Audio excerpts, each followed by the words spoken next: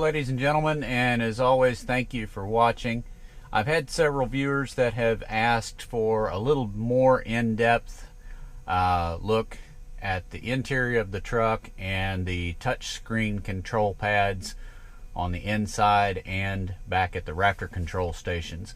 I'm going to take a little bit of time today to do that. Right up here is Miller's MMO system is what they call it, and basically it's just a touch screen, multi-function touch screen. The one in the cab, this main screen here, allows you to turn all of the lights on and off, all of your emergency lights, your work lights, your boom lights. It also allows you to engage the PTO up here on the upper left and turn on the power to your control systems. Now, what also happens when you turn on the control systems, on the rotator, it allows, or it opens, unlocks the house lock, which allows you to rotate the boom. As soon as you hit the controls power up here or at any of the two main control stations, it releases the house lock. Then you can control all of the different light functions individually or all on at the same time. You see they come on and they're all highlighted, all off, or again you can do each individually.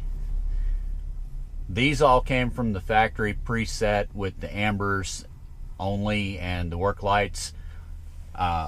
We have the Siren Box up here with the switches. I don't know if you can see it on the door. The red and blue lights are flashing on the grill.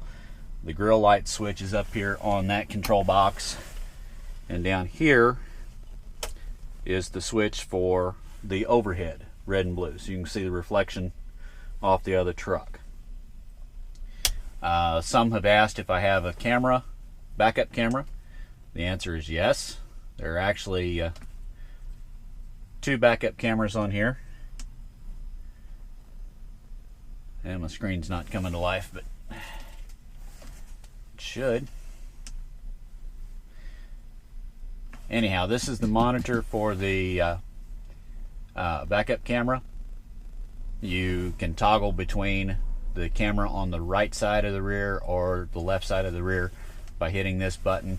It also has speakers built into it, so you can hear somebody that's talking to you behind you.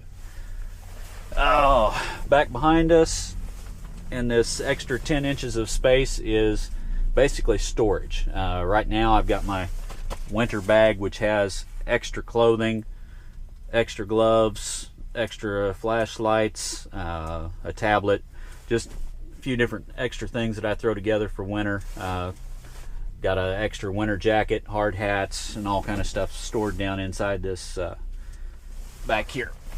All right, so now we'll go back to the Raptor control station.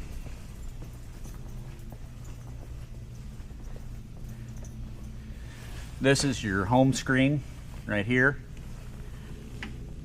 The switch panel, as you'll see right here, is the exact same switch panel that you have up inside the cab.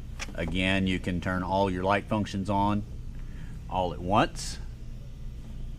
You can turn them all off, or you can do them individually. There's the main beacon, marker flashers, and likewise you can turn them all off. Now if you listen very closely, when I hit the controls power, you'll hear the house lock back in. Just barely. Alright, this is the return button. You have multiple functions from this screen. Right now it's displaying the time and your other screens that are available. This, you can watch the truck functions. I don't use this very often, but you have your engine temperature, battery voltage, RPMs, fuel level. Here you have your outrigger control system. Has two bubble levels. Right now the engine isn't turned on, so it doesn't have the level and not level on it, and it doesn't have the bubbles on it.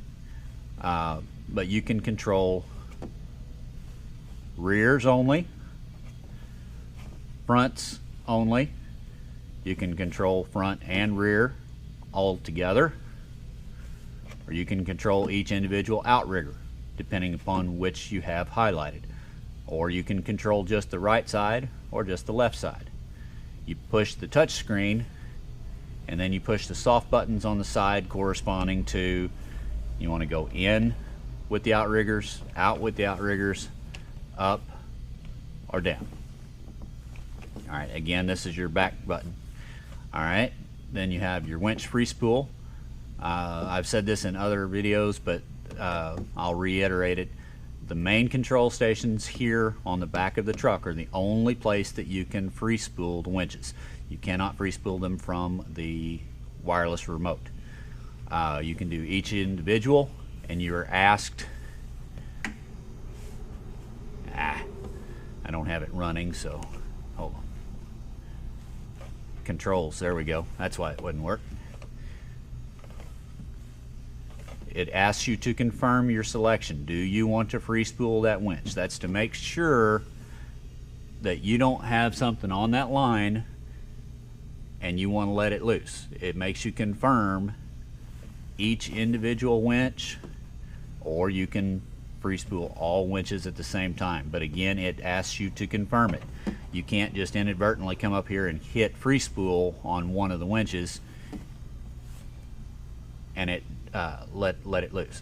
Now you can free spool all of them back, or not free spool, but lock them back together all at the same time or individually. But again, here I'll show you. If you hit the free spool, it makes you confirm. And then I lock them all back when I'm done. Alright, then you have your 2-speed.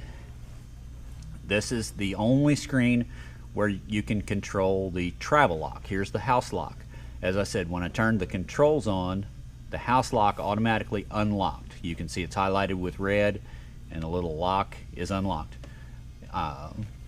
There's the travel lock. That keeps the roller from coming forwards and backwards.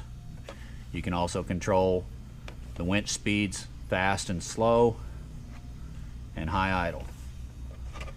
Then most important is your load screen, which shows all the different functions on the load. Your boom rotation from center, the type of truck, an 1150R 4x3, 4-stage rear outriggers, 3-stage H-beam front outriggers. Shows your boom angles, your boom extension, your capacity, parts of load. Gives a bar graph display of the capacity as well, that you actually have lifted. That's basic